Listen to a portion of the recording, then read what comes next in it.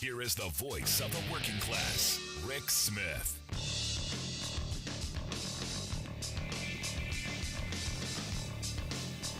And welcome, brothers, sisters, working class heroes. This is the Rick Smith Show. Thanks so much for being here. Today on the big program, lots to get to, lots to talk about. Gun Orgy 2023. Yes, the Indiana Convention Center in Indianapolis, Indiana. Gun fetishists, ammosexuals, AR addicts, mega magazine maniacs, and gunpowder junkies unite.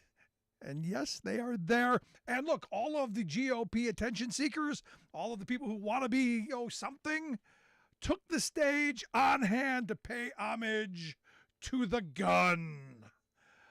And of course, in front of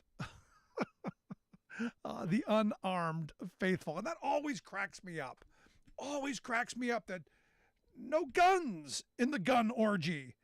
Shooting blanks. Nothing there. But I guess I shouldn't be surprised. Now, what I do find interesting on Gun Orgy Day, all the people who come out with their, we've got to be more outrageous, more gun than the last person. And this is how we've gotten to the crazy place where we're at with guns. All of the fetishists and the addicts and the junkies, gotta have it. And it's because we have these policy leaders who want the money. But the right wing of this country has gone way off the flipping end, and they want guns everywhere. In fact, you had Kristi Noem, who, there's a bunch of outrageous stuff in there, but you have Kristi Noem, the governor of South Dakota, who came to Indiana to sign an executive order for South Dakota in Indiana, saying that South Dakota would not deal with any corporation, any bank that doesn't support guns. I don't quite know how you're going to enforce that, but it doesn't matter. It's the platitude. It's the hey, look at me, look what I'm doing for you, gun fetishists. I hope your rod is stiff. Because this is what this is about. Now, she didn't stop just there. Oh no. Evidently, she has a nearly 2-year-old granddaughter. And this nearly 2-year-old, not quite 2, already has a shotgun, and she already has a rifle. Okay. Isn't it, when I was a kid, this is where, parents would go, what the hell's wrong with you? What is wrong with people who are going to put deadly things in front of their children? No, we want them to stroke it, and they want them to be comforted by it, like the rest of us. It's quite amusing, to be honest. But we're in this weird world, and look, I'm not anti-gun, and I say it all the time. I've got one within arm's reach. I'm not anti-gun. I'm anti where we're going with guns. I mean, you had Mike Pence in his own state, and I love this. Being booed by the faithful, because I guess not gun enough, not mega enough. I don't know. In fact, so bad that he had to start his speech off with "I love you too," which is the right response in that. When everybody is booing you, you got to say something. Words have to be spoken. But Pence, going to the we need to go to the extreme. We need more. We need to be more hardcore. Well. He in his speech said that he's tired of senseless violence, tired of it, and the loss of life that could be prevented if our leaders would support law enforcement, protect our schools, institutionalize the obviously mentally ill, and enact legislation that would ensure that anyone who engages in these heinous acts of mass violence meets their fate in months, not years. Quick little aside. The whole, we're going to kill them. Most mass shooters, they don't make it out of the event. So we've already we're kind of doing that already, but this did get some applause. Yeah, we're going to kill people. Remember, the pro-life crowd, all in favor of killing people. Now, again, it's not the gun. The gun didn't do all this stuff. It's all these other things. We need to support law enforcement. This is the pro-life party, who in Florida, side note, lawmakers there approved a bill that would lower the threshold for the state to use the death penalty. No longer has to be unanimous jury for a death penalty. If one guy says death penalty, we're taking him out back and frying him. Actually, they need 8 of the 12 is what the legislation says. But again, this is the pro-life party. This is the Jesus party. Remember this. Now, Donald Trump, he gave his little spiel, I guess, too. Called for a national concealed carry agreement, reciprocity across state lines. He said, just like your driver's license or your marriage license, your Second Amendment must apply across state lines. And it got me to thinking, most Trumpers I know, now that I'm thinking about it, when they cross state lines, got to empty out the car because you can't take booze across state lines. You can't take cigarettes across state lines in large numbers. No pot, no guns. Eventually, I think they're going to get to, no, take all your vices with you. And I guess maybe that's something that to vote for him for. I don't know. But I'm in this mindset where the Republicans want us to have guns everywhere because there's some belief in whatever patchwork of ideology that they've got that more guns equates to safety. And I think Jon Stewart hit it right. When do we hit, peak gun? When does, having, what do we got? Like 5 guns for every person in this country now? When do we hit that safety point? And the reality is never. I mean, we're going to have people do bad things with guns because they're easily accessible. I'm expecting at some point there to be vending machines for guns. And I know there's somebody, I know I probably just gave a Republican an idea. Oh boy, we can put him in the lunchroom at school. Yes, that'll keep schools safe. Because again, we want cops in every school. Okay, if you want cops in every school, where's the funding bill? Where's the funding bill to do that? Again, lots of nice words. We're going to put cops in every corner. Who's going to pay for it? Well, we're going to arm the teachers. Teachers don't want to be armed. They want to be able to have the resources to teach their class. How about we get them books and computers? Oh, no, we can't trust a teacher with a book. No. But a Glock? Sign them right up. And this is the weird thing. And here's my problem. These folks want everyone carrying concealed weapons, and every incident ends up the shots being thrown. And I look at this thing that happened in Florida. I talked about it, I think, about a week ago, where you had 2 idiots in a road rage incident throwing shots at each other because somebody, I don't know, threw a cup at the other guy, and someone said bad words, made his butt hurt. I don't know what went on, but I know that they ended up shooting at each other and missing each other.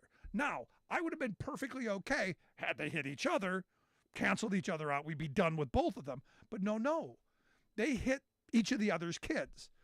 I think it was a 5-year-old who got hit in the leg and a 14-year-old that got, shot in the back and had a collapsed lung. Those are the people who suffered. These 2 idiots going, oh, I can't take words. I got to shoot at each other. This is the world we're going to now. Concealed carry across all lines. Don't worry, everybody, get the 2-year-old with a gun. Thanks, Christy Nome. Thanks for that. And what's interesting to me is I've talked about this in the past, where we're getting to a point that I shared a story. This has been a while ago. My son and I were heading down the road, returning a van that we rented. Had some moving to do, and we rented this van, and I'm at a stoplight, and this guy who had been tailgating me, losing his mind, comes up to the window and just starts screaming at me. I'm not sure why, but I just reached out the window and I pushed him in the face and pushed him away from the vehicle and drove off. I asked the question back then, would I have, in conservative land, in stand my ground territory, would I have been able to shoot him? Because, I had no idea what the guy's intentions were. I was in fear of my child's life. I could even say I was in fear of my life. I wasn't, but because I've been in those situations before where, when I was a younger man, where you're rolling around in the middle of the street, slapping each other around because someone did something stupid. That happens. But we're now in a world where that's never going to happen again. People are not going to slap each other around. People are not going to roll around on the ground and get up and go, boy, that was dumb, get back in their cars and drive off. No, we're going to shoot each other. And I'm looking at this, the right wing losing their mind over this Daniel Perry in Texas. For those who don't know, Daniel Perry was driving an Uber, or I guess it's Uber, and there was a crowd of Black Lives Matters protesters. And he had written on his Facebook page that, couldn't wait for this. And look, I know a bunch of people who've said, if I'm ever in that position, I'm just going to run them over. And look, there are now laws, thank you, Florida, that if there's a protest going on in front of you, you can run the people over. All you got to do is claim, I was in fear of my life. And you can just run them right over. Because again, we're going to take that cop logic. I'm always afraid of my life, so I've got to shoot first, we'll ask questions later. Well, this is what this Daniel Perry admitted to. Because evidently this Garrett Foster, who was an Air Force veteran, had an AK-47 at the protest, because it's Texas, why not? You've got Perry, who's got a gun in his car, driving into this crowd. Now the response is, well, this Garrett Foster came aggressively to the car with his AK-47. He admitted on tape during the interview it was not pointed at him. Now, this is where I've often said you've got two idiots. There's some heat going on. I may have to shoot you just because. I may have to shoot first because I have to fear that you're going to shoot me first. So now we're going to start dueling in the streets. Now, this guy, rightfully so, as I see it, was found guilty. He admitted the guy didn't point a gun at him. He just pulled out like 5 shots. And when they went back and looked at all his social media posts, and again, people, stop writing your hatred down. Because here's the thing, much like your Miranda rights when you talk to a cop, social media can and most certainly will be used against you in a court of law. So all of the things that Perry put on his websites and on those crazy, 4chans or wherever he was, bit him in the behind. Because he came off as a racist. He came off as someone who would do exactly what he said he would do. And he did it. So this is one of those moments where I have to ask, when do we as a society say, we've gone too far with this? Look, I'm in favor of people having guns in their home, protecting their homes. If you're really flipped out by it, I'm not quite sure on the concealed carry stuff because it leads to this kind of stuff. And my problem has always been, from the beginning, always been, when two idiots start throwing shots at each other, I know if I'm nearby, they're going to both hit me. And they're going to walk away scot-free. Because I go back to that story of the two guys in Florida, the one who shot the 5-year-old, the one who shot the 14-year-old. Evidently, the guy who shot one of the kids isn't going to be charged with anything. That kid had nothing to do with it. But because it was ruled, we ruled that the other person acted in self-defense because I guess there was a cup thrown or something. Instead of just saying, your responsibility is to get away. And if you're backed into a corner, this is where this stand your ground law stuff is really dangerous. If you don't have to make an effort to get away, then you're going to have more of these shootings. And I got to wonder how many people are thinking like I am. The next time someone raises their voice, next time someone walks at me aggressively, I might have to shoot them because I don't know anymore. I'm curious your thoughts. Email me, rick@thericksmithshow.com. Gonna take a quick break. Right back after this. Stick around.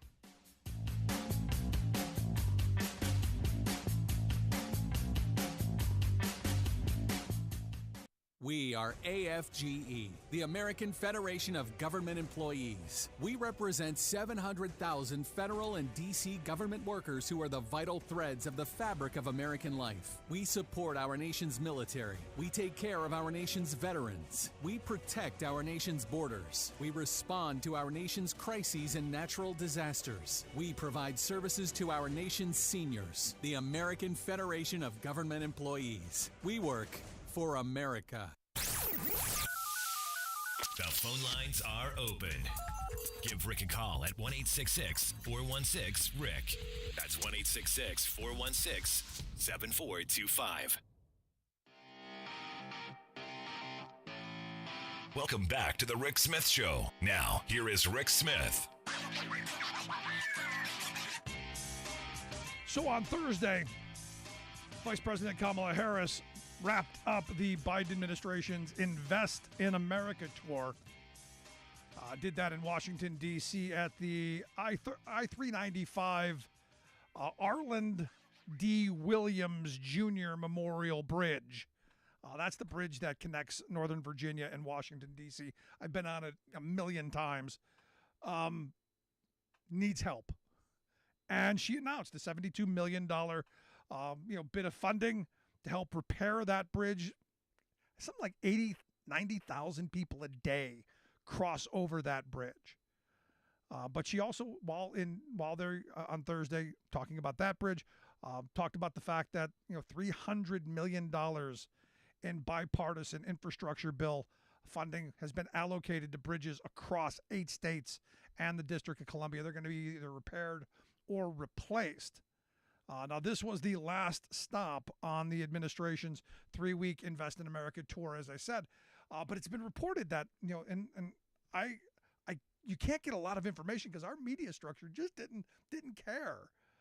But it's been reported that some 20 representatives of the administration were out traveling to more than 50 cities across the country, across 25 states, to talk about the $435 billion in funding that are going to fund 23,000 projects across the country in 4,500 cities. Many of those cities that didn't vote for Biden. Now, again, you look at the fact that our bridges and our infrastructure, our roads and stuff falling down. I guess as of right now, the number is something like 4,600 of the nation's bridges have been or are currently being repaired or replaced. This is enormous. And this is something that, our mainstream media, no, we've got to talk about things that divide us.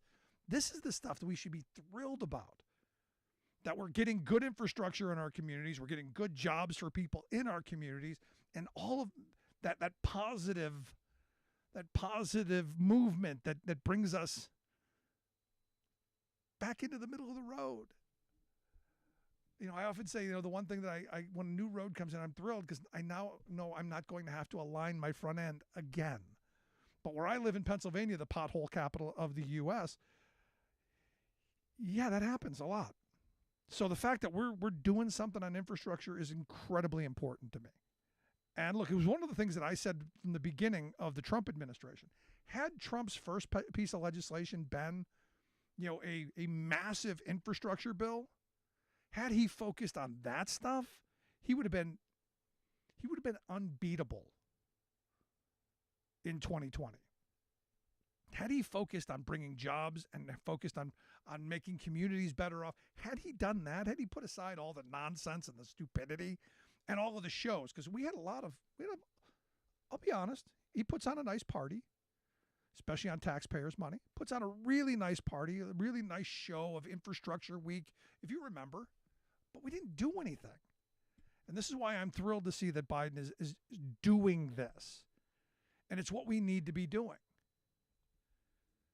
And I had someone again, tell me, well, we can't afford this. And you go, we absolutely can. And we can afford much more if it weren't for how insane our tax code is. As we talked about earlier in the week, just the Bush tax cuts and the Trump tax cuts alone were $10 trillion. Trillion with a T. $10 trillion. We could have easily done everything on the American Society of Civil Engineers wish list. We could have even done fantasy stuff. You could have gone to the engineers and go, if you woke up in the middle of a dream, what would you fund? We would have that kind of money. But sadly, what we're seeing is just a massive redistribution of wealth from working people to the very wealthy through our tax code, through the greedflation we're all suffering from. And I saw, Biden put out I think it was an Instagram post saying that, inflation is down from its peak. And I think he said 45% from its peak. No, things are coming down, and that's good. But not fast enough. Not fast enough for working people. And I want hearings. I want lots of hearings to go after these corporations. Because as we've been talking about, I think one of the biggest stories that's not being discussed at all is this French economist, this Albert Edwards, who is the global strategist for this Société Générale Bank, saying, look, in all of his years, he's never seen anything like the unprecedented and astonishing levels of corporate greed. And look, we've always had corporate greed, but not like this. And as he said, look, if the supernormal profit margins that we see now, if that becomes the norm, he says, look, it's going to inflame social unrest. If working people can't afford to keep a roof over their head, understand 39% of working people are missing a meal to pay their rents or pay their mortgages. In the wealthiest country in the world, that's unacceptable. And as he said, we may be looking at the end of capitalism. And I've been saying this for a while. When a handful control the unimaginable amount of wealth that they have in their hands and are able to do whatever it is that they want to us, when do the pitchforks come out? When do people start pushing back? Now, you could say that's what Trump was, and I agree. Trump, to a degree, was a pushback to our loss of manufacturing jobs, to the fact that communities are broken because those factories abandoned them. I was right there, and still am. I still believe those communities need to be dealt with because they're not enough. But the credit I give Biden is there's money going into those places now. And I've had friends who say, you know what, the heck with those red counties, the heck with those red states, screw them. And there's a part of me that goes, you know what, screw them. But if we're going to be the United States, we got to be united. And we got to find those things that bring us together. Jobs, infrastructure, those things bring us together. We've got to stop being allowed to be divided on this stuff. And for me, let's talk tax code. I've said for a long time, we should be cutting taxes at the bottom, raising them at the top. Much like the good socialist President Dwight David Eisenhower, who invested enormously in infrastructure and had a top marginal tax rate of 92% on individuals making over, I think it's like $1.6 million in today's dollars. Corporations over a certain percentage were paying a 56% tax rate. We weren't massively in debt. We were paying for our wars. We were investing in our future. And we didn't have oligarchs who controlled everything we touch. Want to hear your thoughts? Email me, rick@thericksmithshow.com. Quick break. Right back.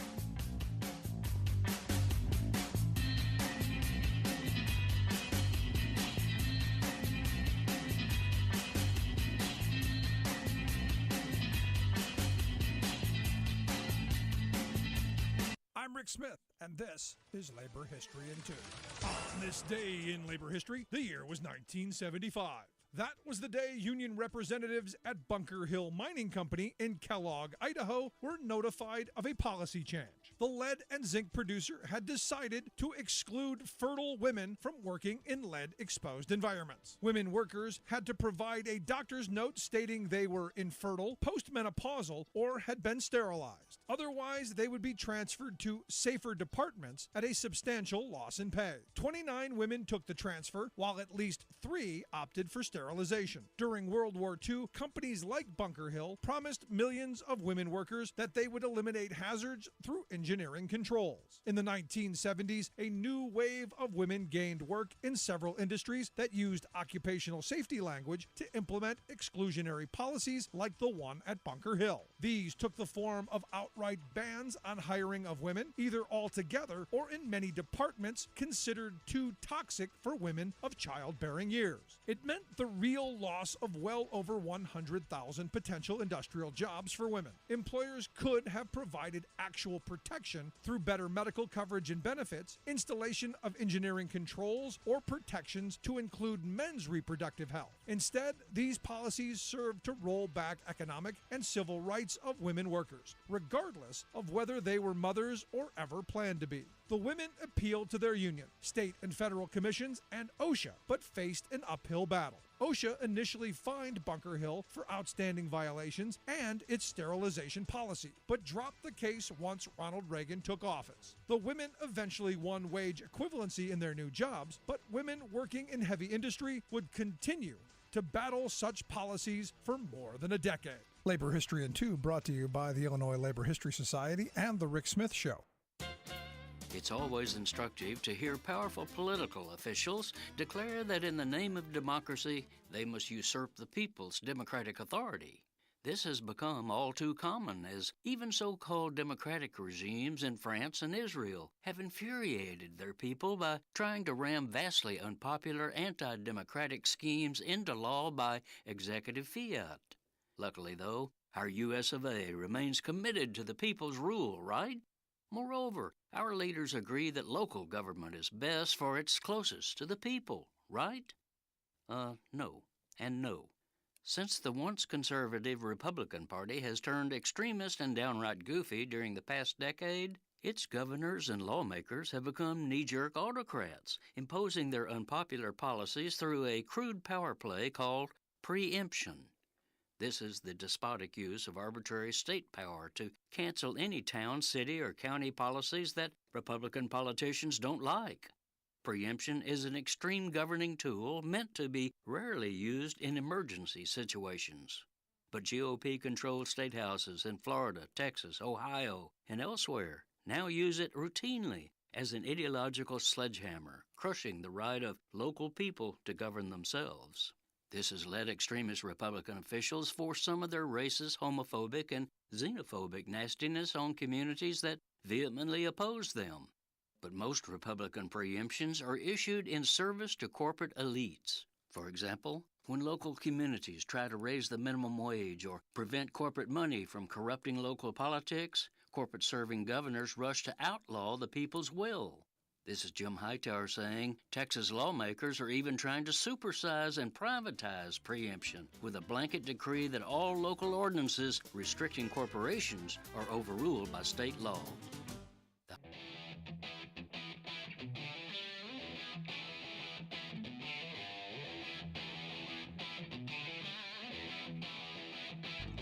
Welcome back to the Rick Smith Show. Now, here is Rick Smith. So on Monday, the American Federation of Government Employees, AFGE, held a press conference to talk about the Social Security Administration. And look, a lot of what we see in our government has been underfunded and on purpose. The old Grover Norquist, we want to make government so small we can drag it in the bathtub and drown it. And what happens when they do that? When people who tell you they don't believe in government can't do anything, and we need to slash and burn, they then act surprised when service isn't where it should be and people are struggling to get the services that they need. This is why the good folks at AFGE are saying, hey, look, we need Congress to act. And that's why I've asked Jessica Lapointe to come talk with us. She's the president of AFGE SSA Council 220. They're the Social Security Administration people. You want to check out their website, AFGEC220.org. Jessica, thanks for taking time for us. Hey, thanks for having me, Rick. I appreciate it. So walk me through Monday's press conference. What's the ask? What was the point? So the point of the press conference on Monday was to really bring the focus to the American people on what we're going through at the Social Security Administration internally, and how that is affecting customer service, how we're at a historic attrition crisis within the agency. Our staffing is at a 25-year low, and how it's driving a historic public service crisis to the American people. Social Security is a program that 67 million beneficiaries utilize annually, every month. And it is to keep the nation's most vulnerable people afloat. It's our social safety net. It is something that is vital to this nation and a lifeline to many, many people. And we're in crisis, and we need to sound the alarm on that. And things need to change if we're going to continue to be able to provide these services that Americans have bought in, paid for, depend on, and taxpayers want to see it run efficiently. And we want to talk more about how we can do that. Yeah, it is the greatest anti-poverty program that I think we've ever come up with in this country, because we took seniors who, years ago were living in poverty. The stories of eating cat food because they didn't have, were abound. We don't see that today. The poverty rate for seniors is much, much lower than it's probably ever been in the history of humanity. So what you guys do is really important. But I think it's interesting to point out, as you said, you have this attrition problem, and I think that's across the board. As people are retiring from your organization, they're retiring from other places. So you're kind of in a burning the candle at both ends. You're losing qualified people, you're losing your best people who are retiring, and good for them. And then as more Americans are retiring, your demand is higher. So why aren't we seeing more urgency coming out of our elected officials? That's a great question. No, because look, if I'm just a dumb truck driver, if I can figure this out, that the more people are retiring, the more demand we're going to have, and you're losing people, there should be some urgency, don't you think? I know there are some who want to destroy it, and we need to push it off for another decade or whatever their scheme is. But right now, people need it, and they need the services. They need to be able to pick up the phone and talk to somebody. They need to be able to get what they've earned. That is correct. The time is now, as they say at AFGE, to fully fund this agency and get us out of the crisis that we're in. I mean, it takes more than funding, right? It takes leadership with a vision. It takes strong leadership with a will to treat their employees with dignity and respect. We often feel like, the union often feels like at the Social Security Administration, that we're dealing with an agency in denial. A denial that we're in an attrition crisis. Employees are leaving at a rate of about 1,000 a month, or they were just a few months ago. The agency will tell you this is slowing down, but it's not. We hear from the employees every day about how they're just burnt out and they're just fed up. And this is coming from the employees themselves. We've been surveying, and basically a very high percentage, almost 90%, say that they're going on medication related to work-related stress, that they are leaving the agency because of the mounting caseloads. Every time an employee leaves because the pay is not adequate enough to deal with the highly technical nature of the programs, and the often difficulties we have with customers, and the stress that everybody is feeling because of the logjam of service. Employees are getting burnt out, and every time somebody leaves because of that, a mountain of work is just dumped on the employees that stay. So anytime an employee has an opportunity to leave, they do. And we're seeing our surveys results are showing that over half of employees surveyed are making plans to leave with the agency within the next year. So the time is now to address this crisis. The time is now to raise pay for SSA workers. The union has proposed retention pay incentives to keep employees on, stop the brain drain. We're seeing a lot of seasoned employees, journeywomen, employees who are leaving because they just can't handle the stress anymore, and they Yeah. just want to go anywhere else to work. And I And understand we, it. Look, yeah. Jessica, I understand in the world that we're in right now, in the post COVID world where people have short fuses and are not nice to each other. I don't know that I want to be on the other end of the phone with half of America. I don't know that I want to have to deal with going through complex issues with people who want to have nothing of it because they don't respect what you do. I wouldn't do it. Yeah, I mean, federal employee viewpoint surveys show that employees are drawn to this line of work because they believe that their purpose is serving the common good, that they overwhelmingly 90% um, believe that. I think it was like 76% align with the mission of the agency.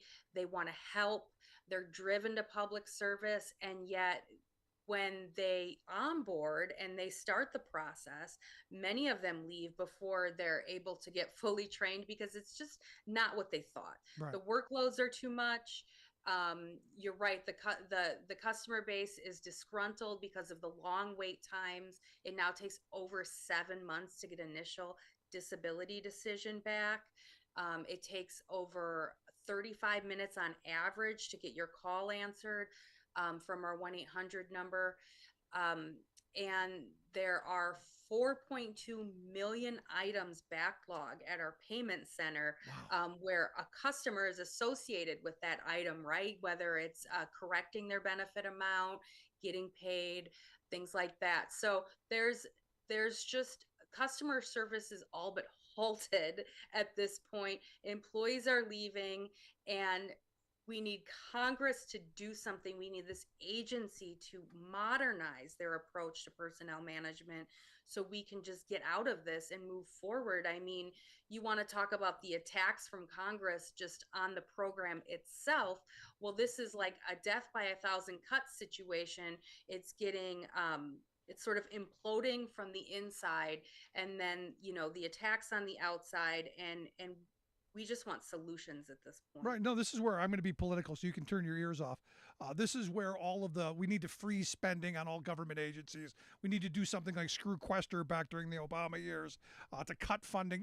Just 2% across the board for agencies like yours that are already struggling to hold on to qualified people. They know what they're doing. They know they're creating a crisis. They know that they've poison pilled these agencies. So now you can turn your ears back on. How do we people, how do we start demanding that you get the funding? I understand you want an additional $2 billion to run the Social Security Administration. I think, getting qualified people, younger people and people who are willing to stay, I think that's kind of maybe, I don't know, worth the investment. Thoughts? Yeah, so that's twofold. You unpacked a lot there. So first of all, the American people need to start to demand from their local U.S. congressional leaders that they hold town halls, and we need to get Social Security back into the conversation locally within communities.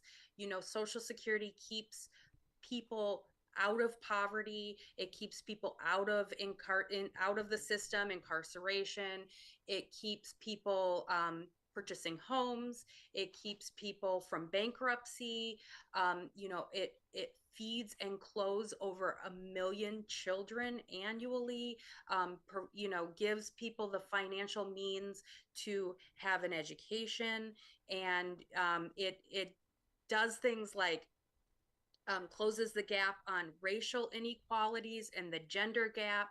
And in terms of wages, it does a lot. It stabilizes this country. It is vital to this country. And we need to start to have those conversations at a local level, demand that our congressional leaders hold town halls and hold everyone accountable in Washington for what their stance is on Social Security. Do they want it to sunset? Do they believe in it? This 87-year-long success story. Do they want to fully fund it once and for all? You're right. Sequester happened. 10 years of that Budget Control Act, forced us to make really difficult decisions with how we spend the money. That got lifted in October of last year. So we need to start to fully fund this program, and we need to hire leadership, right? Taxpayers, this is taxpayers now, needs to hire leadership, demand that, the Biden administration appoint, Congress confirm a permanent commissioner that is willing to make these modern personnel decisions, right? Like expand telework where it makes sense, create remote work programs where workloads are fully portable, like at our teleservice centers and our workload support units, so we can start to recruit the best and the brightest workforce from all over the country, right? People that are dedicated to public service, that that want to do this job and improve our training models. Our training models are sorely inadequate for the complexity of the workloads and for the modern workforce.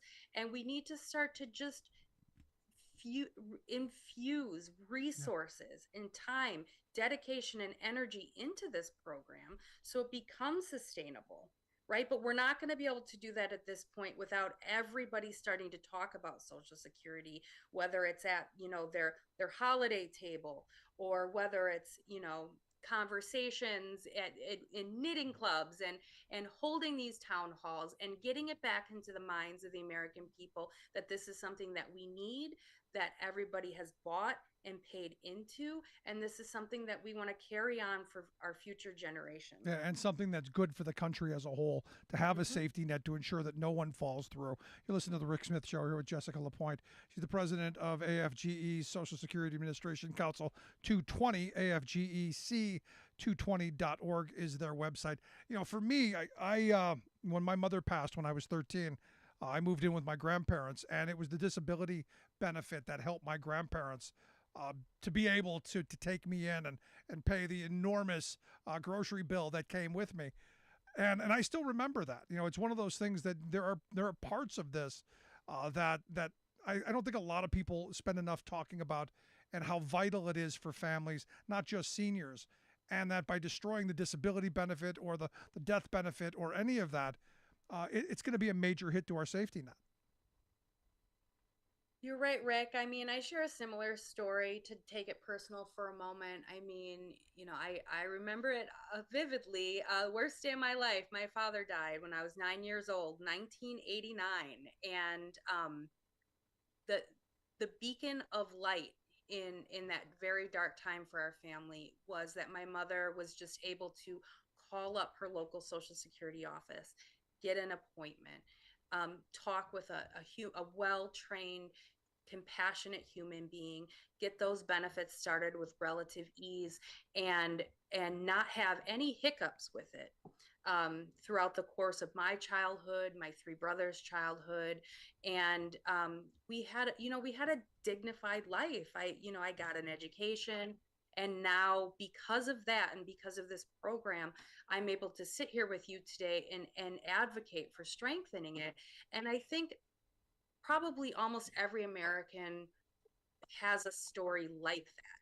That was 35 years ago.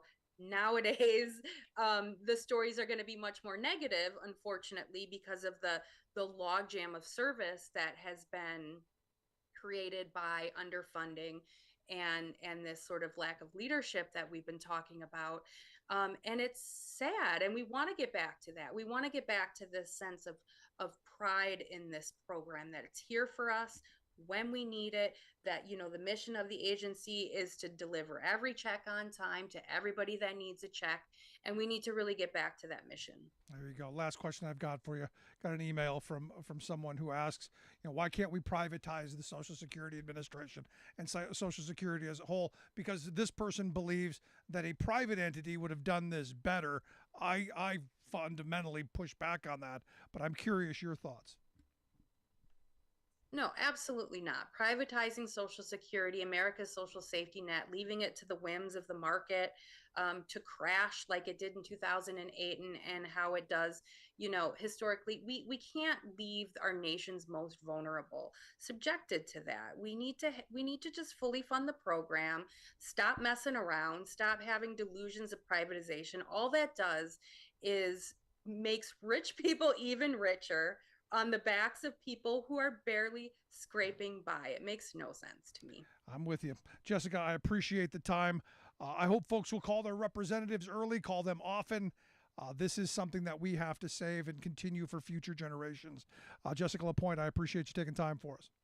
Absolutely. Thank you. Have a nice night. You as well. Remember, check out the website, afgec220.org is the website if you want to find out more information.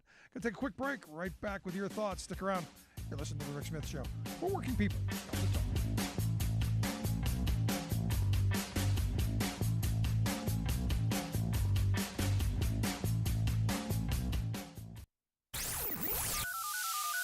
The phone lines are open. Give Rick a call at 1-866-416-RICK. That's 1-866-416-7425. I'm Rick Smith, and this is Labor History in 2. On this day in labor history, the year was 1930. That was the day that 114 agricultural laborers in California's Imperial Valley paid a harsh price for joining together to try and improve their working conditions. The Great Depression was worsening the already difficult conditions faced by California farm laborers. The workers had gathered at a hall in El Centro, a city in the valley. The meeting was called together by the Cannery and Agricultural Workers Industrial Union. The union often faced great opposition because some of its leaders had communist ties. The meeting in Imperial Valley included many Filipino and Mexican workers, along with white and black laborers. One by one, the workers stood up and told their stories of harsh labor performed under the unforgiving California sun. Suddenly, the door of the hall burst open. In poured armed sheriff's deputies and gun-toting thugs hired by the growers. At their head was Sheriff Gillette. Every single worker at the meeting was arrested. They were chained together, loaded into the back of trucks, and transported to the county jail. There, they were charged with violating the Criminal Syndicalism Act. During the first Red Scare of the 20th century, California was one of 20 states to enact laws criminalizing syndicalism. 9 stood trial in front of Superior Court Judge Von Thompson. 3 Mexican workers were ordered deported. The remaining 6 were convicted and sentenced to between 2 and 42 years in prison. They were ordered to serve hard time either at Folsom State Prison or San Quentin. Judge Thompson declared that for communists, anything less than a life sentence was lenient. In 1933, the final 2 prisoners were released from prison. Organizing California farm workers was a long and difficult campaign that faced great opposition. You're listening to The Rick Smith Show, where working people come to talk. I got to tell you, to see what's going on with the Social Security Administration, understand it's all by plan. You go back to that sequester back during the Obama years. It was about shrinking the size of these agencies. It was about starving them. It was about doing the Grover Norquist thing. Make government so small, so underfunded that you can drag it in the bathtub and drown it in the bathtub, which means less service for you and me. And that's the game plan. Let's go to the phones. Got David on line 1 from Milwaukee. David, what's on your mind? Hey, Rick, thanks for taking my call. I appreciate it. Anytime. What's up?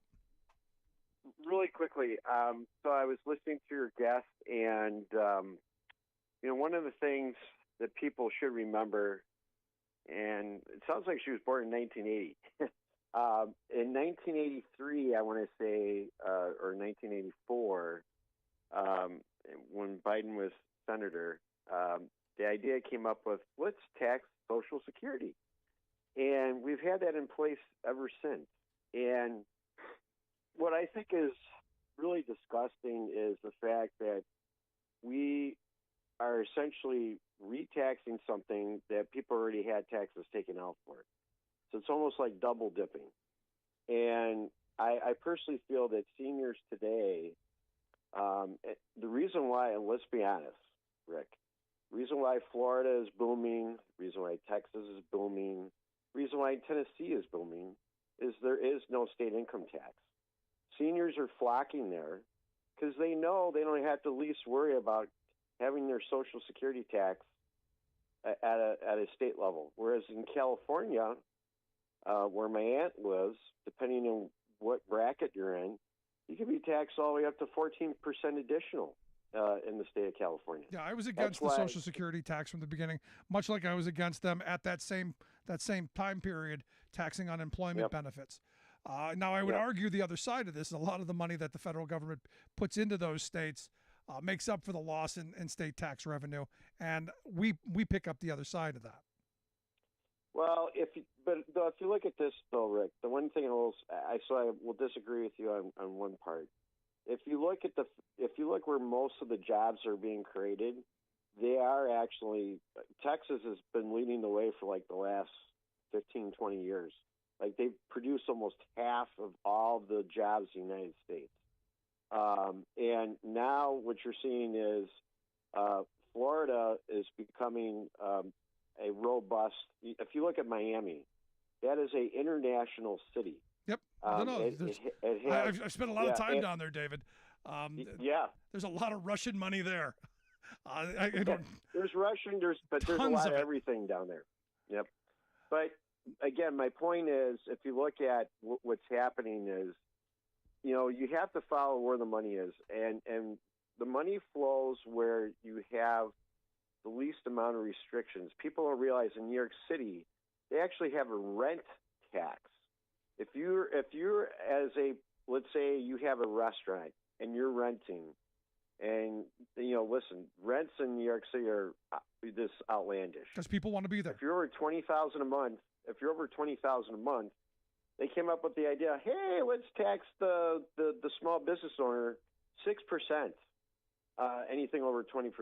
I mean, over $20,000. I'm sorry. Yeah, I don't know that to be New York City. I don't know that to be accurate. I think that's awful low. You can look it up. I will look it up. I swear to God. But let me ask you this, because I have to go here in a second. Yep. So if we're eliminating all the tax revenue that comes in to do the things that we the people want, where does the money come from? Mm-hmm.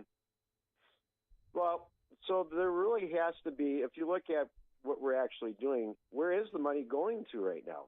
And a lot of it is the fact that we're borrowing money that is being passed on to the next generation. If you go on the national debt clock today, I know what the debt is, and I would argue that the Trump tax cuts and the Bush tax cuts added about $10 trillion to that, as the Reagan tax cuts of the 80s did as well.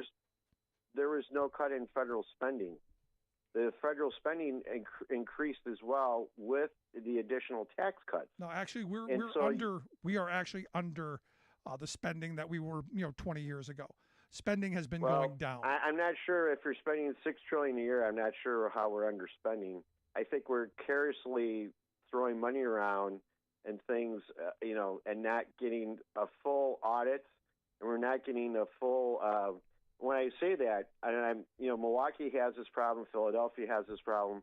If you look at low-income housing, and you see how low-income housing is just failing people there currently with mold and mice and everything else that you can think of, there's absolutely no anything. There's no oversight on this.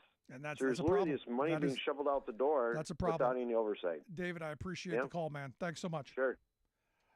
Look, there's a lot of this stuff that we have to deal with. Now, where I'm going to disagree with David is, the fact that spending has been coming down as a portion of our GDP. There are so many things that we should be investing in. He's right. There should be oversight in those kind of places. I grew up in a housing project. I know exactly the kind of waste and the kind of mismanagement that happens when you're dealing with poor people, because they're always defunded. But I appreciate the call. Want to hear your thoughts? Email me, rick@thericksmithshow.com. Going to take a quick break. Right back after this. Stick around. You're listening to The Rick Smith Show. For working people. Come to talk.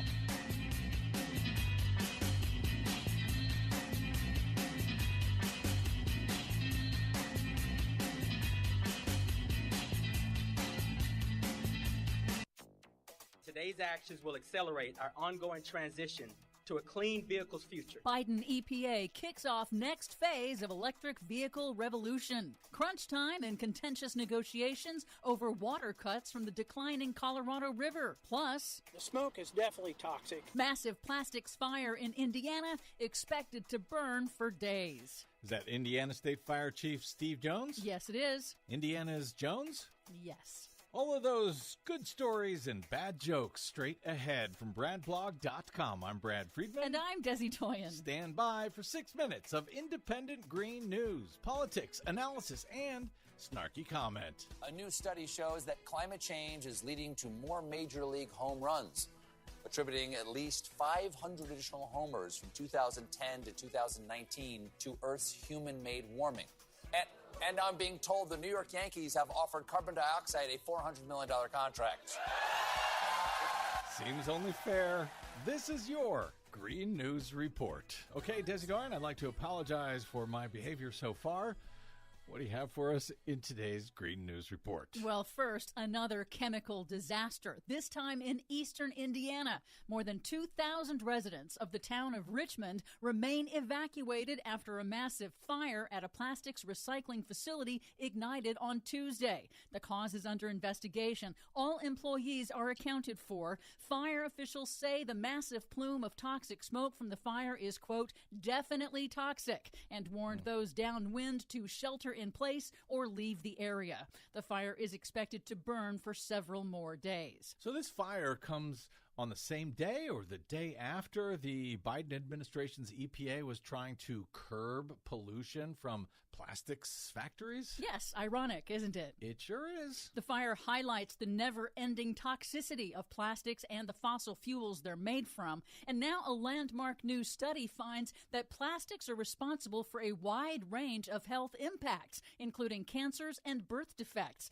The first of its kind analysis examined the entire plastics life cycle, from extraction of the oil for manufacturing to dumping in landfills and oceans. The analysis found harms primarily to workers at plastics manufacturing and recycling plants and to residents near those facilities, linked to higher rates of cardiovascular disease, toxic metal poisoning, birth defects, and lung cancer. Not good. The researchers say the widespread hazardous impacts are magnified by low rates of recycling and the persistence of plastic pollution in the environment. They recommend a global treaty to control the manufacture and use of plastics, which is now under development by the United Nations. Good luck with that. In the contentious negotiations over water allocations from the rapidly declining Colorado River, the Biden administration this week laid out stark choices facing 7 western states that rely on the river, which is in steep decline due to chronic overconsumption and historic megadrought. The draft proposal is focused on keeping 2 of the nation's largest reservoirs from reaching dead pool status, when levels are so low that water cannot flow past the dams. The proposals are pretty dire trade-offs. One path would cut by an equal percentage across the board for all users, potentially as much as 25%, which would hit California the hardest and trigger litigation. The other would preserve California's senior legal water rights and prioritize its farming regions that feed the nation, but would leave little for Arizona and Nevada. I'm guessing California likes that second option better. The states have until summer to reach an agreement, or the Interior Department will impose cuts.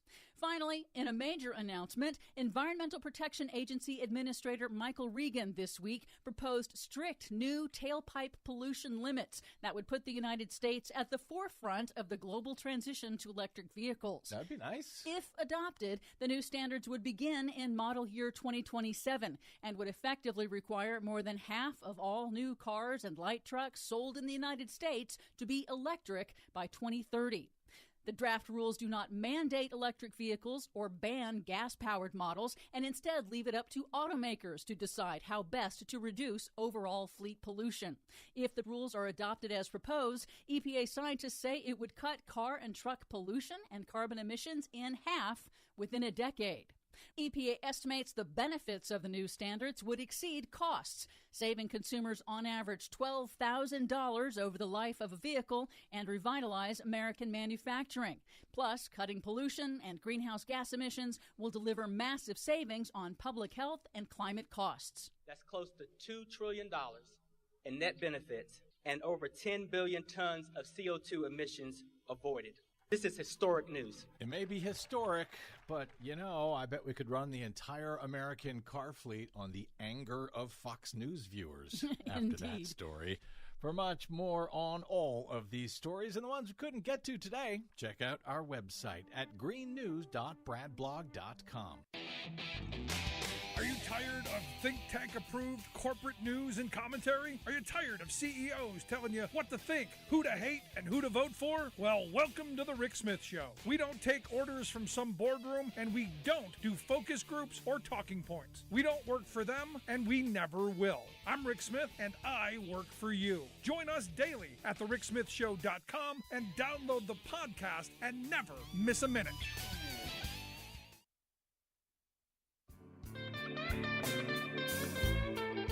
Welcome back to the Rick Smith Show. Now, here is Rick Smith. So I'm sure you remember last month we were talking about really the historic move by the Democrats in Michigan, and good on them. They got the keys to the steamroller, and they knew where to drive it. The first time since the 1960s that this no rights at work law has been repealed. Indiana did it back in the 60s, and then they went and put it back in 2012. And in every place where we know this right to work law exists, or as I call it, no rights at work, we know wages go down, we know access to benefits gets worse, and we know things get much less safe, not just for the workers, but for the community as a whole. So that's why I'm thrilled to see what Michigan did, and that's why I've asked Paul Dunford to come talk with us. Paul is the president of the Bricklayers and Allied Crafts Union Local 2 in Michigan. Paul, thanks for taking time for us. Rick, thank you for having me. So this is, I'm going to steal a Joe Bidenism here. This is a big freaking deal. Yes, it's a huge deal. It is a first time in 58 years, as you said, that the right to work has been repealed. And I'm proud to say it happened in Michigan, and hopefully this can steamroll forward into other states around the country. No, and this is, when Virginia flipped their three branches of government, I was screaming for this on day one. Go, if anything you do this first. This is what's going to help working people. This is what's going to send a message to working people. If you want to win them back and keep them on your side, this is a big part of this. So that's why I'm thrilled to see the Michigan people who said they were going to do it and then went and did it. Just thrilled. So let me ask you this, because this is going to be hard to now unpack, isn't it? I mean, there's been a lot of things that have gone on in the, 11 years that you've been a no rights at work state. There's going to be a lot of negotiating, a lot of things that are going to have to be unpacked. How long do you think that's going to take, and how contentious do you think it's going to be? Well, I think that, in the construction trades in Michigan, the right to work did not affect us like it did the public sector. So as far as unpacking it, I think we'll be fine. I think it's gonna go into effect 30 days or 90 days after the legislature goes into recess. So it'll be early 2024. But the bottom line is that we're able to, keep members coming into the union, and being part of a club like any other club. Yeah, I mean, for me, this is one of those moments, Paul, that I have people going, well, why are you a Democrat? I go, this is it. This is the reason that I vote for Democratic candidates, because, they're the only ones right now, and I hate to say it this way, they're the only ones who are defending workers' rights. I say all the time, Republicans hate working people. Look at what they do. And I look at Michigan, like thieves in the night. They rammed this through and saddled your state with this for over a decade, and it has done real harm, hasn't it? Oh, absolutely. Absolutely. It lessens union membership. It allows people to be in, working under a union contract, not paying their share, like joining the group, the club, and, being a freeloader.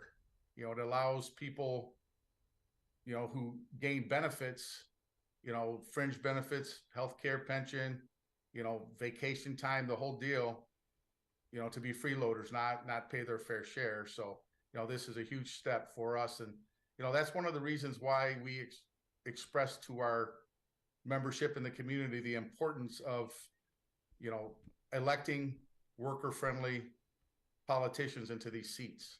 Yeah, let me ask you this, Paul, because, a lot of times, union guys like us, we know these terms, like second nature. A lot of folks out there, don't know what these right to work laws do, because the sense is, well, of course I should have the right to work. But as Dr. King said, there's no rights and there's no work. So this is just, This is just the way you use the word freeloader. Tell me, over the last decade, when Republicans rammed this through like thieves in the night on their way out the door, what happened? What happened to the workers in your state, and why was this bad for them? Well, what it did is we like to call it in the state of Michigan a right to work for less.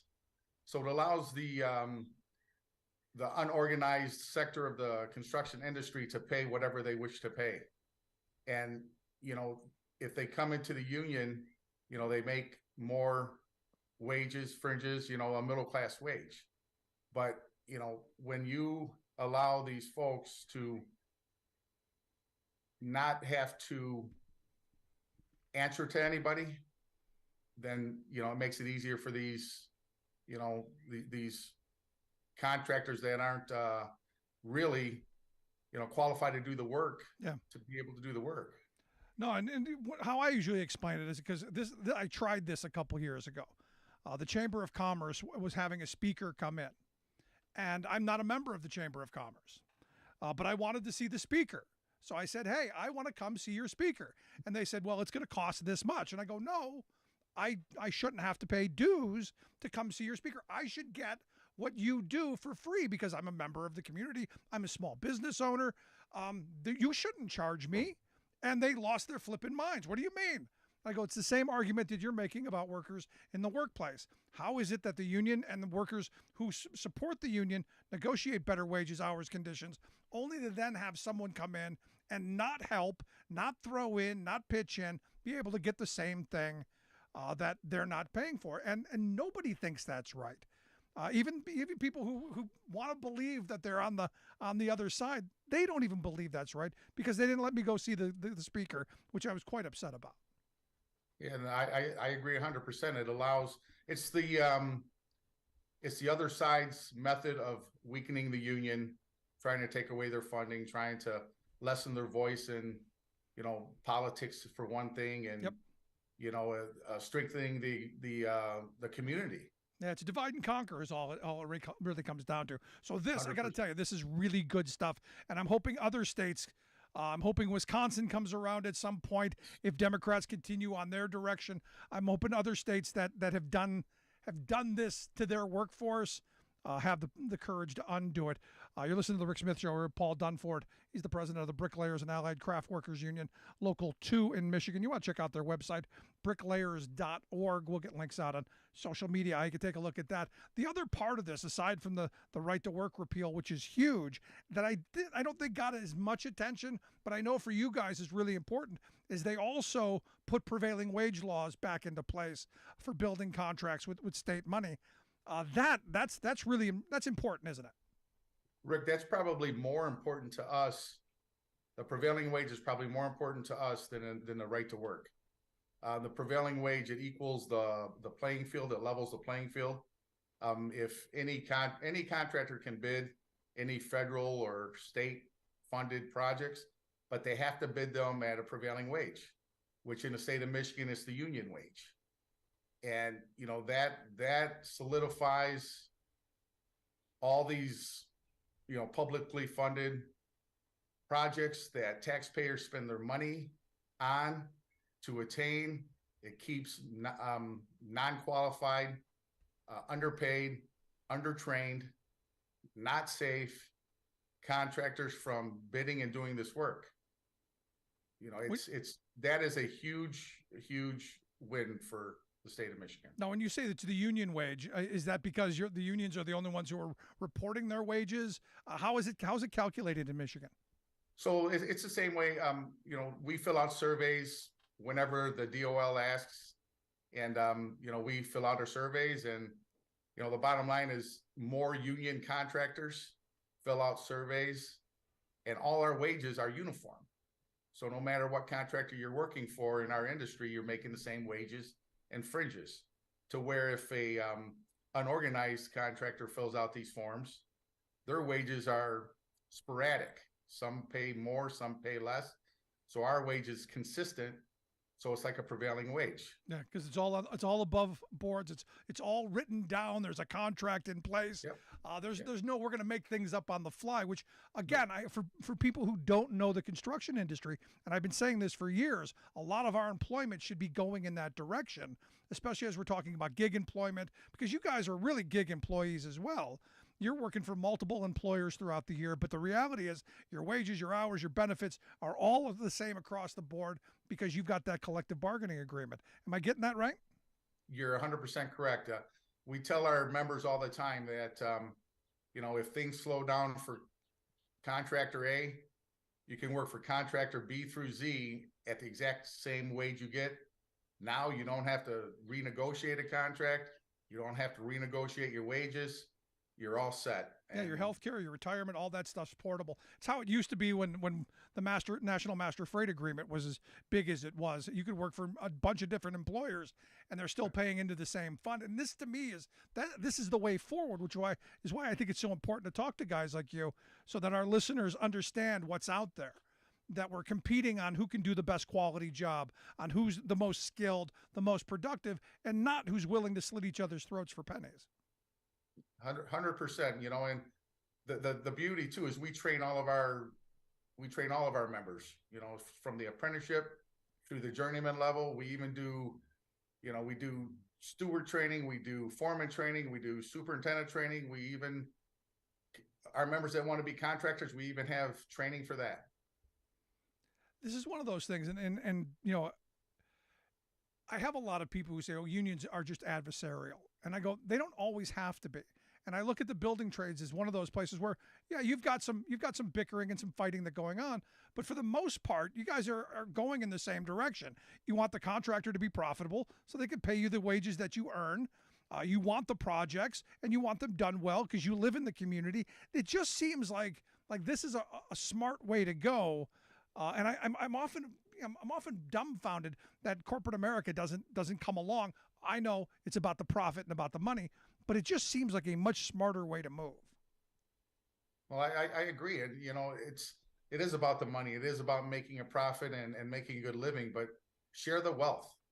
Our, middle-class people build this economy, this world, this country. And if you pay us well, enough to make a living, all of our money goes right back into the community. Yep. We don't take it to a different country. We don't take it to a different state. You pay the people here in the states that they live in and they work in, and it helps the community. It helps everything about it. The taxes, the party stores, whatever they may be. Yeah. Now, Jim Justice, the governor of West Virginia, not too long ago came out and said that they passed the whole no rights at work agenda. They passed right to work. They did away with prevailing wage. They did they attacked unemployment insurance. They did all of those things, and miraculously, it didn't help because it's not meant to help working people. It's meant to help employers and the very wealthy.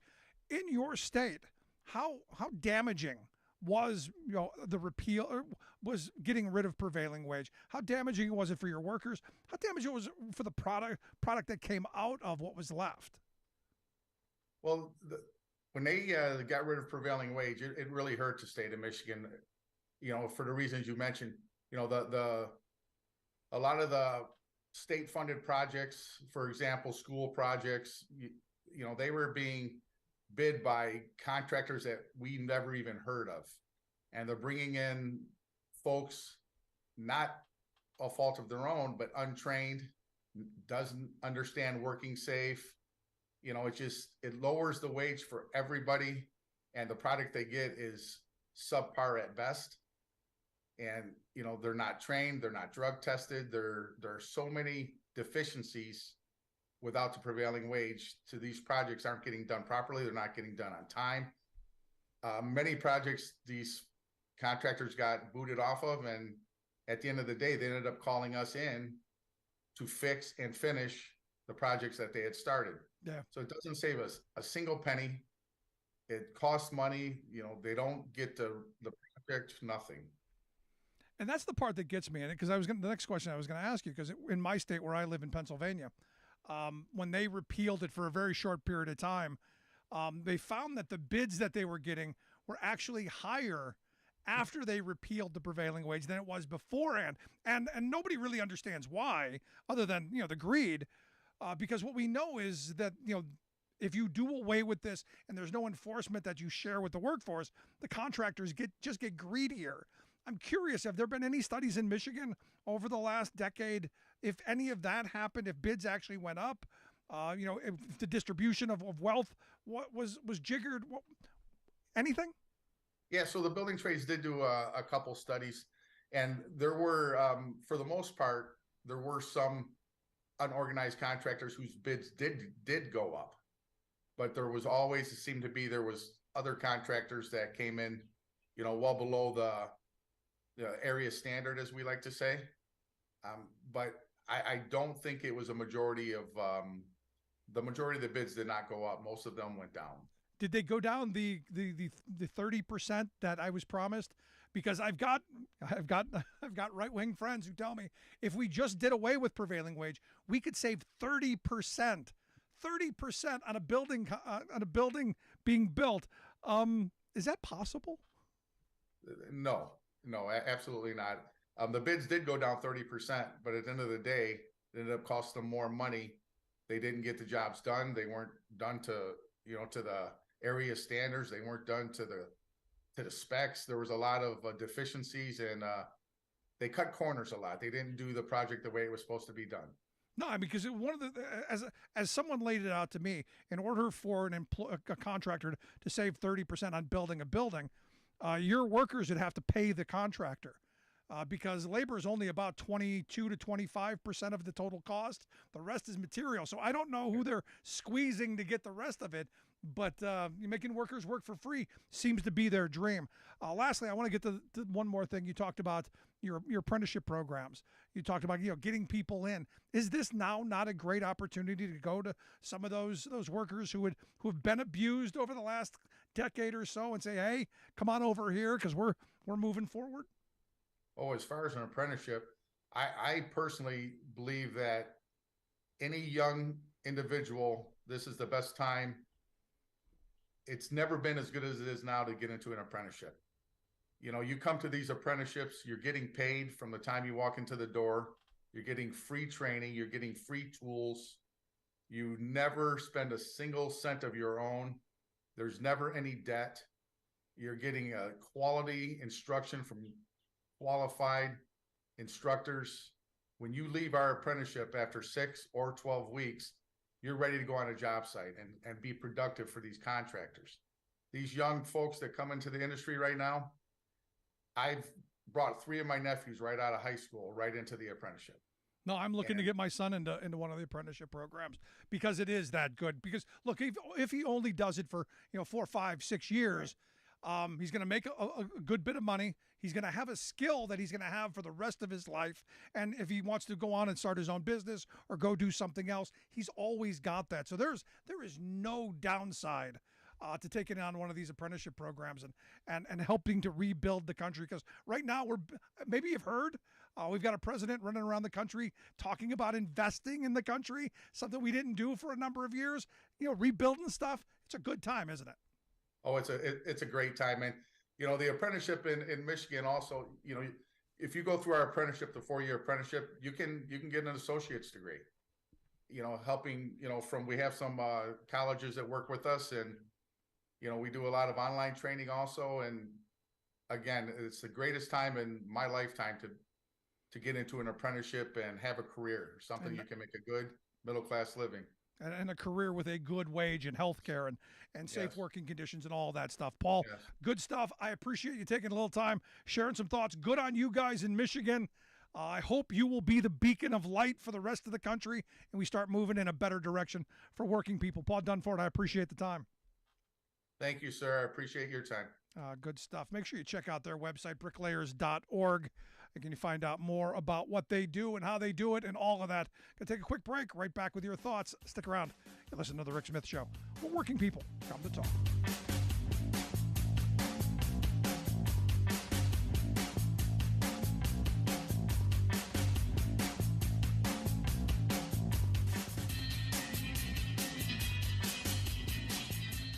We are AFGE, the American Federation of Government Employees. We represent 700,000 federal and D.C. government workers who are the vital threads of the fabric of American life. We support our nation's military. We take care of our nation's veterans. We protect our nation's borders. We respond to our nation's crises and natural disasters. We provide services to our nation's seniors. The American Federation of Government Employees. We work for America. We are AFGE, the American Federation of Government Employees. We represent 700,000 federal and D.C. government workers who are the vital threads of the fabric of American life. We support our nation's military. We take care of our nation's veterans. We protect our nation's borders. We respond to our nation's crises and natural disasters. We provide services to our nation's seniors. The American Federation of Government Employees. We work for America.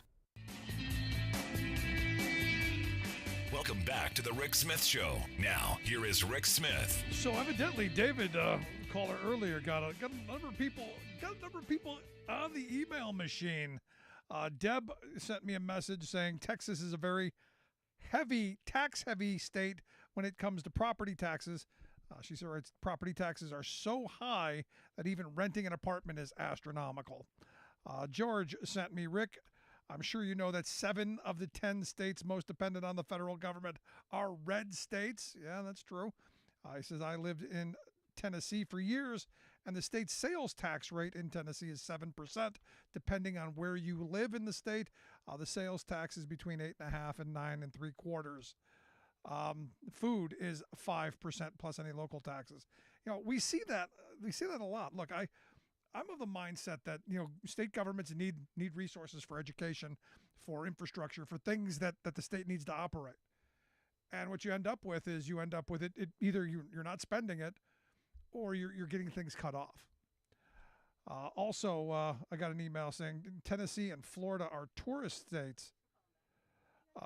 Tourist taxes are super high. They make lots of money off of travelers, and states have 17% occupancy rates. You know, that's a big part of it. So there is that. And look, you know, I figure, like I said, you know, I think it all comes out in the wash at one point. It's who you're getting it from. Let's quick go to the phones. Got Alice on one. Alice, how are you? I am hanging in there. I wanted to jump in and say I just read an article last night, actually, about Florida, and they were saying that the cost of real estate, even to rent, is astronomical, and that DeSantis had passed a law making it mandatory for certain areas to carry flood insurance, and the flood insurance was out of this world. I think they should have to carry flood insurance. I mean, if you're going to buy a property in Florida where you know the climate's getting worse, and there's part of me that goes, I'm tired of footing the bill. But no, property. Go ahead, quick. I am too, but what they were saying was that the regular insurance companies had left the state, and they had apparently set up the sort of a scheme where it's just like 3 companies that are owned by the same people, with the Republicans in charge. Wow. Well, they can have that. Yeah. They can have that. I appreciate the thoughts, Alice. Thank you so much. Bye-bye. Look, again, I don't live there. I've been to Florida a number of times. I know it's expensive, and I know that there's this. These economies are booming. A lot of it has to do with as the one person said, the tourist taxes are astronomical. So you get transients coming through and spending huge amounts of tax dollars. That again is redistributive. Like I said, I think it all comes out in the wash. But what do you get for it? For me, that's always the question. It's a much deeper conversation than just a couple of bullet points, though. I want to hear your thoughts. What do you think?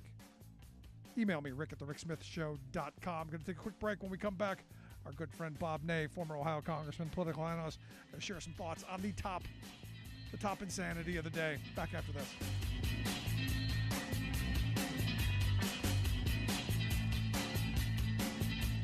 I'm Rick Smith, and this is Labor History in 2.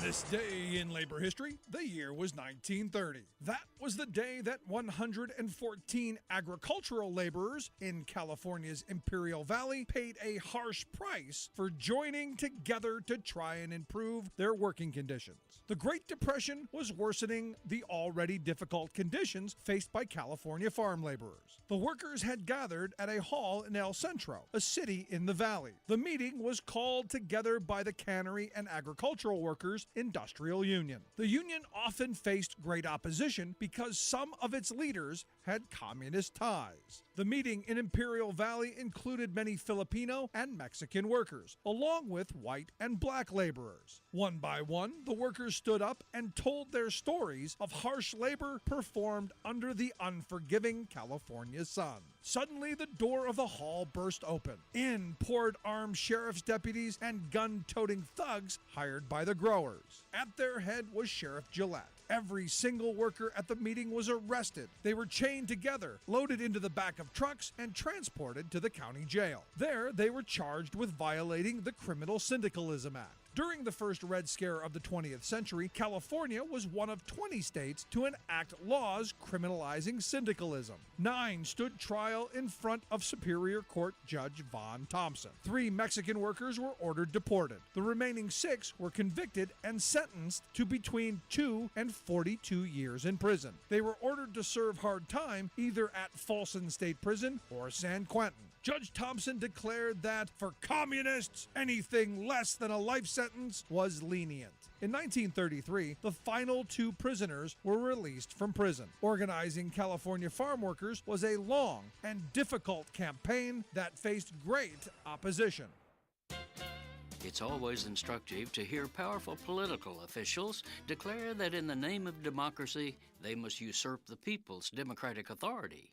This has become all too common, as even so-called democratic regimes in France and Israel have infuriated their people by trying to ram vastly unpopular anti-democratic schemes into law by executive fiat.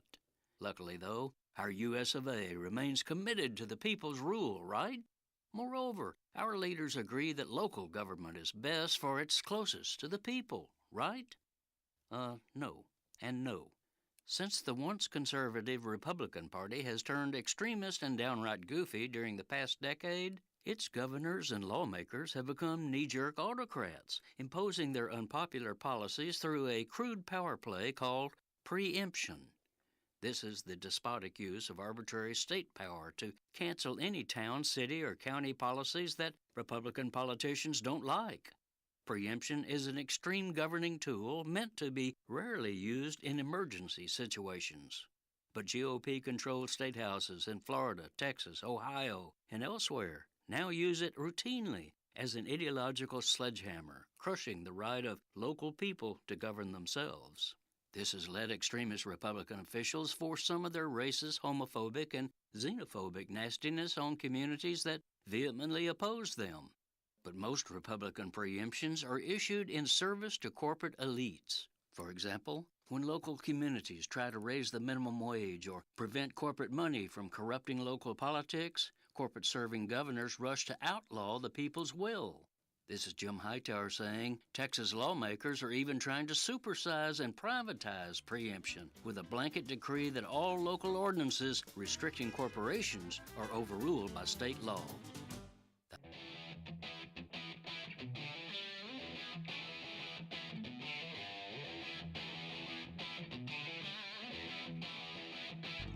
Welcome back to the Rick Smith Show. Now, here is Rick Smith.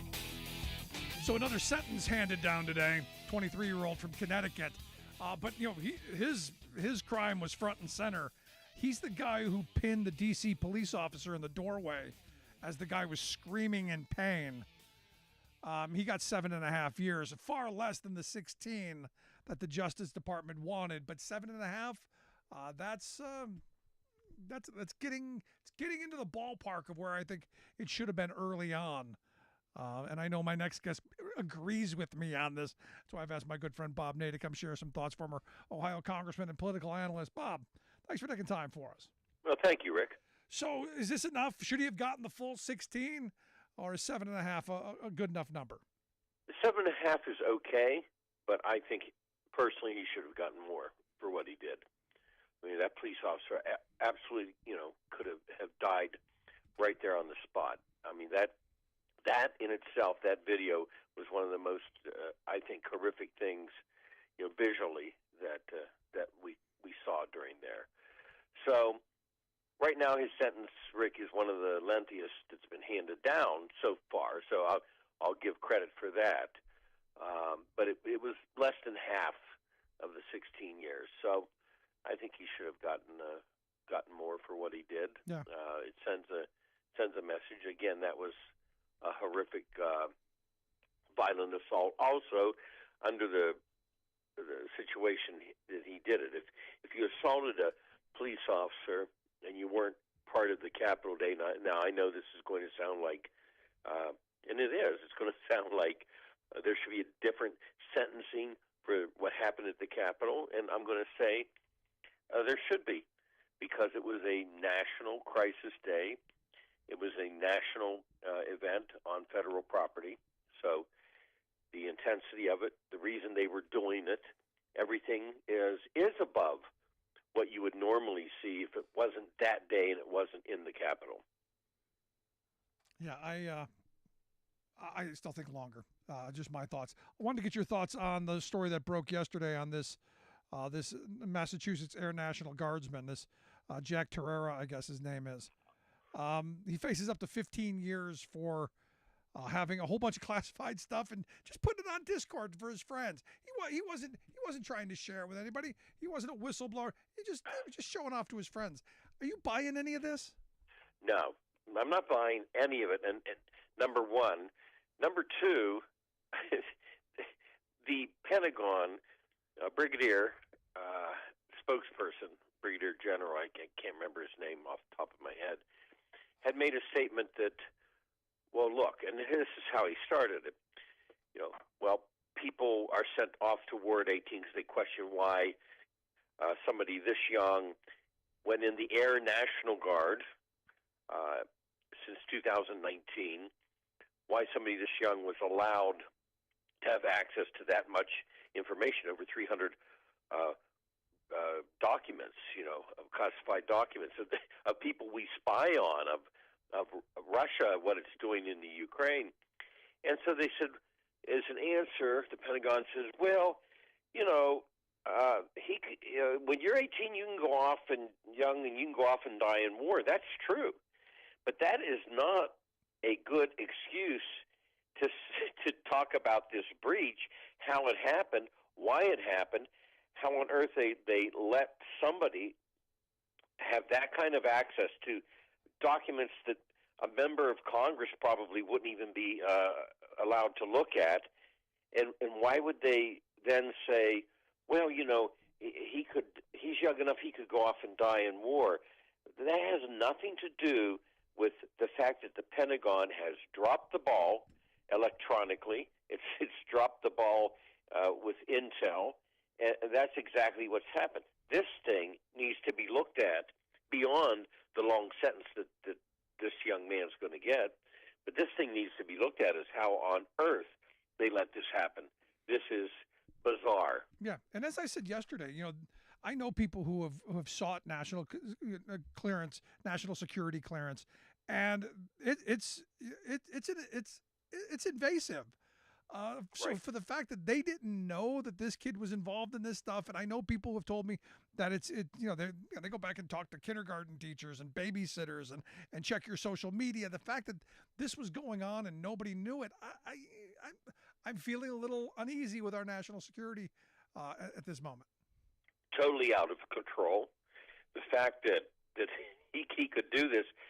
We used to give background checks, for certain staff for House Administration Committee that I chaired, because they, with security of the Capitol, we oversaw the intel systems of the House. We oversaw the House, security systems. So we would give background checks for, some of the staffers, and I think it cost us about, I want to say, way back then, an average of $5,000 to $8,000 to pay researchers, $5,000 to $8,000 just to get the information on the staffers, before it would go over to the CIA and NSA to be examined. Rick, that was just so they could have the ability to have information pertaining to the Capitol, that would be classified. Yeah. So I'm sure they didn't do this. Yeah. Oh, here, you've been in since 2019. You look like a nice person. Have a seat. By the way, there's documents in here that are highly sensitive. When you look at documents that talks about how we spy, that's top-level classified documents. So the Pentagon didn't have a system. The military didn't have a system. They royally screwed up. And again, I don't think they need to answer by saying, well, he could go off to war, so, we think we should let him take a look at everything. Yeah, that kind of flippant response I'm not buying into. But there just, I don't know, maybe it's just me. There seems to be an overall, I don't know, kind of blasé handling of things that are considered, top secret or classified. Just seems to be general ease on how we deal with this stuff, considering we've had so much of it spread around. And what I also find interesting is they went after this kid with full military kind of folks all dressed up and in their armament and ready to go. And, we got a former guy with, as many documents, and some of them, from what I hear, worse, who, well, probably not going to face the piper over it. I just find it interesting on what we choose to do. Well, also the fact that, with some of these conspiracy theorists, one of them today on another show that I did came on and had this theory actually on this. This was put out by the CIA. This young kid didn't do this. This was the CIA, And my answer to that was this. Everybody they have these conspiracy theories, which, don't get me wrong, some conspiracy theories over time have been true. Some. But everybody has this idea that the United States government is really sophisticated, and it can manipulate people, and it can move everything around, Good luck. They can't even keep classified information at the highest level classified in secret. They can't even do that. Nobody even had the brain power to say, one, what's that guy sitting there looking at? Number two, at the end of the day, we don't have to check him. Whatever that little USB port that he took out, we'll trust that he has nothing on it. No wonder Edward Snowden downloaded most of the government. No, it's amazing to me, especially since we didn't learn then. And my question is, and look, I was never in the military, so I don't know the hierarchy, if you will. How does a national an air guard guy get that kind of access? That's the other point you just made. A correct point. He's the Air National Guard of Massachusetts, which is, hey, we need National Guard. They're a great percentage of our force when we go off to do things, but in your mind, if you're thinking about some of the highest level, secret information, you don't have anybody else that can have access to that needs to have access to it, and they're full time. This is Air National Guardsman. Hey, let's pick the guy over there, bring him in, sit him down, let him look at the most sensitive information we have. That is sensitive information. Yeah. No, it's crazy. No question. So, is there, you got any thoughts on why this is? I mean, is he a whistleblower? Is he, working for, a double agent? Or is it just, like I said about Trump? I think he took it just as, hey, look what I've got. Look how important I am.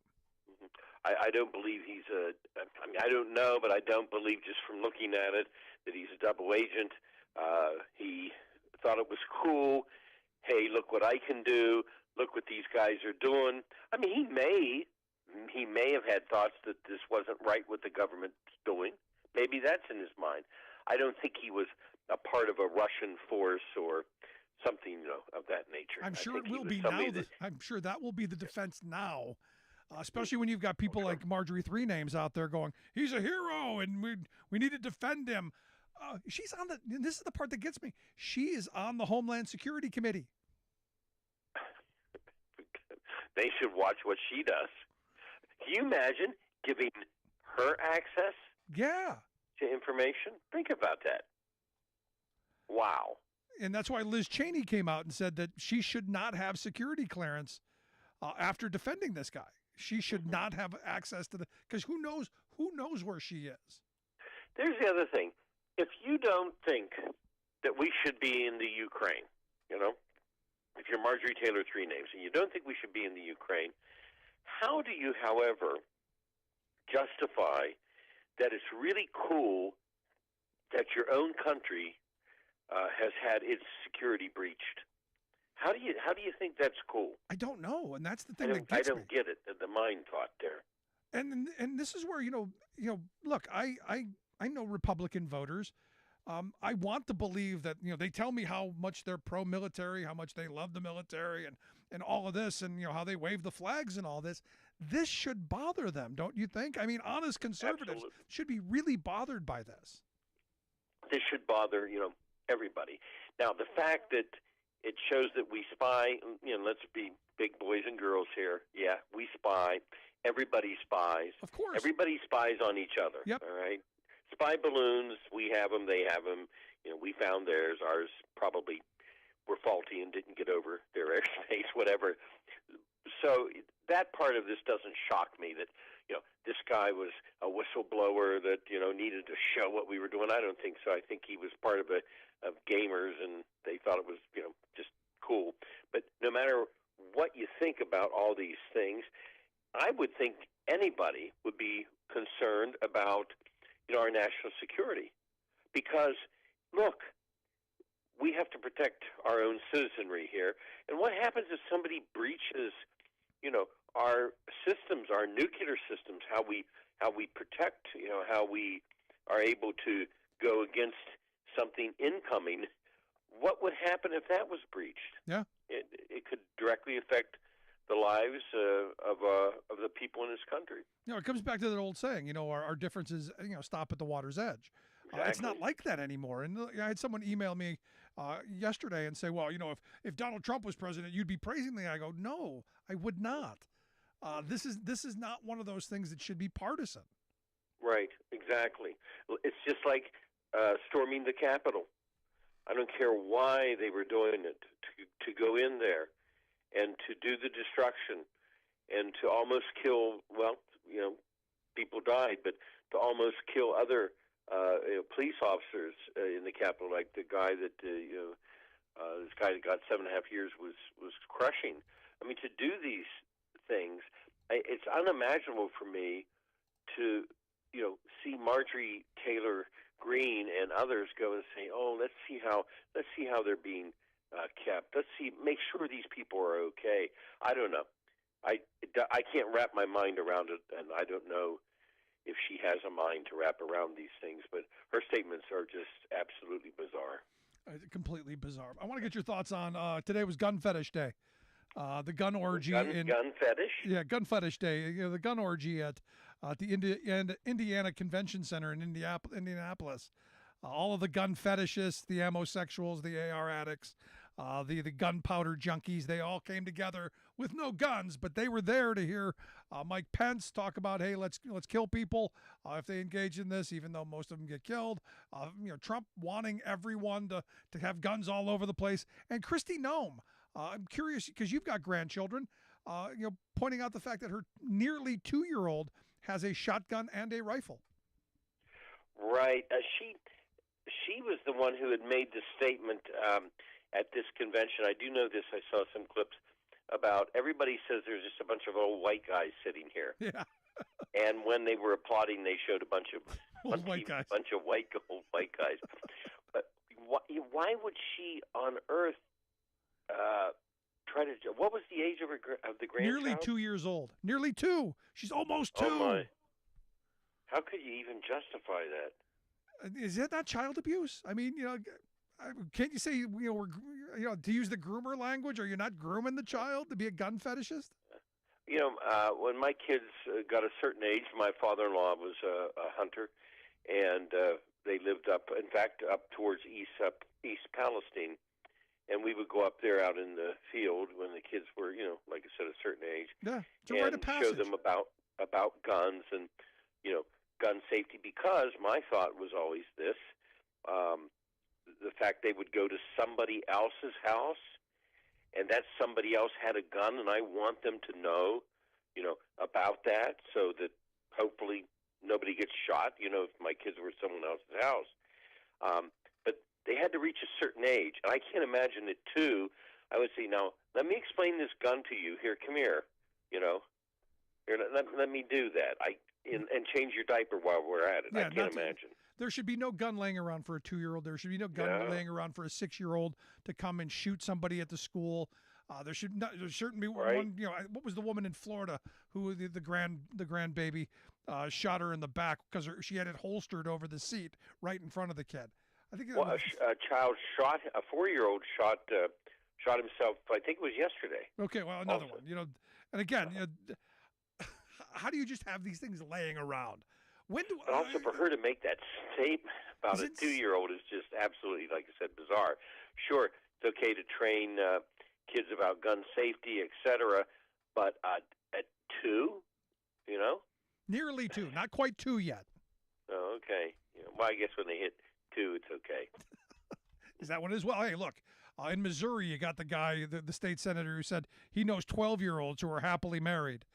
Which, can you believe that came out of somebody's mouth? Maybe they're telling him that in Afghanistan, Maybe that's propaganda. No, that's in Missouri. He says he knows people, and they're happily married. They're still together.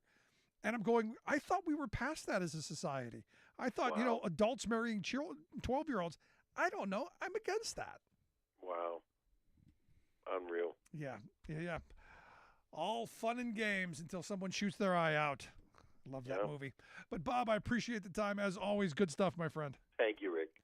Our good friend Bob Ney. Now, look, the whole 12-year-old marrying thing, just mind-blowing. And there's a clip of it. There's a clip on the inner tubes. Senator Moon, State Senator Moon from Montana, or from Missouri. Look it up. And he's well, I know. Do you know people who are married at 12? I do. And they're still married. Like there's some kind of badge of honor in allowing a child, a 12-year-old? And then they're going to talk about grooming? I don't know. Back after this.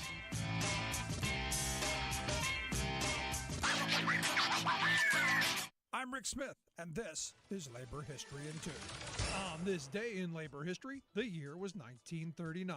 This was the day readers were first introduced to John Steinbeck's The Grapes of Wrath. The novel follows the fictional Joad family as they flee the Dust Bowl of 1930s Oklahoma. They go to California in the hopes of a better life.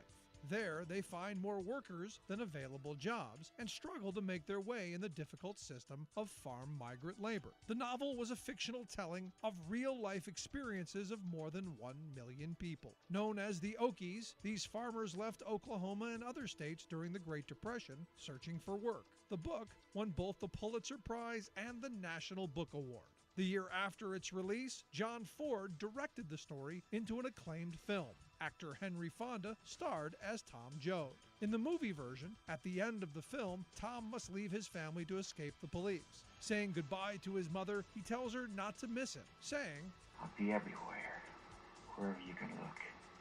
Wherever there's a fight so hungry people can eat, I'll be there. Wherever there's a cop beating up a guy, I'll be there. I'll be in the way guys yell when they're mad. I'll be in the way kids laugh when they're hungry and they know supper's ready. And when the people are eating the stuff they raise and living in the houses they build, I'll be there too." Tom Joad became a powerful, lasting symbol of the poor and downtrodden fighting for a better life. Woody Guthrie recorded the ballad of Tom Joad, and Bruce Springsteen titled an album, The Ghost of Tom Joad. Tom Joad, he pulls a prayer book out of his sleeping bag. Preacher lights up a buddy and takes a drag. Waiting for when the last shall be first and the first shall be last.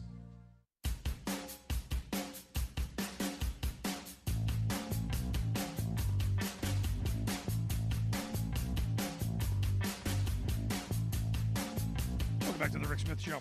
Check out the website, thericksmithshow.com. So, I learned something today that I did not know. I know there's an Area 51 When we did our labor history tour back in 2013, we actually went through Roswell, met an elevator mechanic, and talked about the elevator mechanics union, and they could neither confirm nor deny that the elevators went down to the aliens. I did not know that the Pentagon has an all-domain anomaly resolution office. Didn't know it, because like people see weird things. You go, what could that be? Is it a weather balloon? Could it be sunspots? Who knows? I found out there's an office. And this guy, Sean Kirkpatrick, who is the head of this all-domain anomaly resolution office, he has teamed up with a Harvard professor, and they have written a paper. And the paper is now saying, and maybe this is the trial balloon to see if we're prepared, if we as a civilization are capable of knowing that there's life outside of us, that maybe our arrogance is down a bit and we go, yeah, maybe there's someone else out there.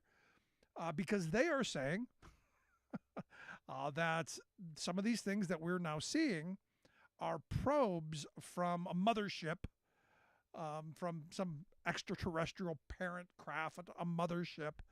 And they put it into discussing the possibilities that these probes are from the mothership, and they're like dandelion seeds that they claimed that could be separated from the parent ship by using the sun's gravitational force. Yes, they wrote this.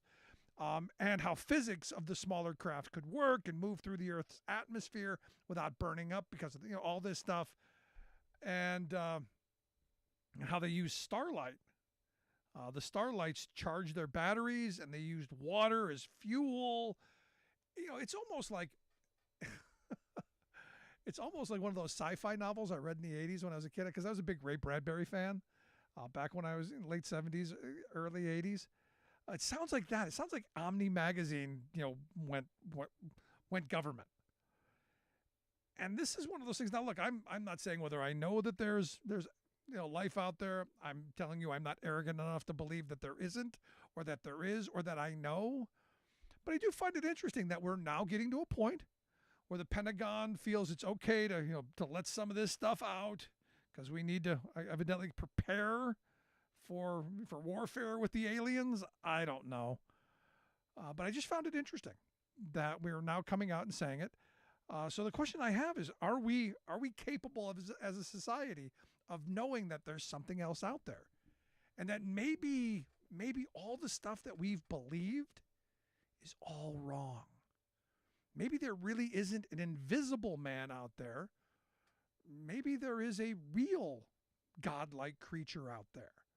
Maybe there's something else. Maybe there is intelligent life beyond here. And as people have joked with me, the reason the intelligent life doesn't come here is because, well, have you seen us? Or some of us? But I find this interesting, and I'm going to try and keep up on this, to find out, are we alone? And could this really undo all of our belief structure? I started thinking about it. My grandfather wrote a book back when he was writing a book when I was younger, Rejects from Another Planet, because he believed that we were aliens, and he had a whole weird kind of thought process that he took from the National Enquirer stories. Now that I think about it, he was years ahead of his time, because if you remember the Men in Black movie, that was where they kept track of all the aliens in the National Enquirer. I just put that together. Yeah, so big fun. We will now find out, hopefully before I die, if there are aliens. And thanks to the government agency for putting out this report. Yeah, thanks for that. Anyway, if you missed any of today's program, download the podcast wherever you find your favorite podcast. You'll find ours easily available and free. You got thoughts, questions, comments, something on your mind? I want to hear it. Rick@thericksmithshow.com. Thanks so much for tuning in. We'll see you back here next time.